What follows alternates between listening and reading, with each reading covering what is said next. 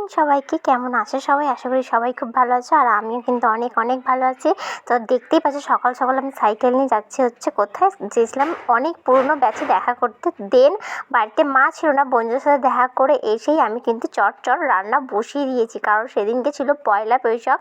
তো আমি অল্পর মধ্যেই রান্না করেছি, এদিকে ভাত, এদিকে আলু উচ্ছে ভেজে নিচ্ছিলাম, আর করবো হচ্ছে আমি চিকেনটা বিশ্বাস করো আমি কিন্তু ভালোই বানাই। যাই হোক, দারুণ করি, যা পারি তাই করি।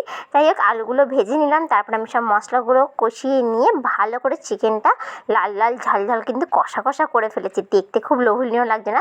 যে খাবে চলে আসো।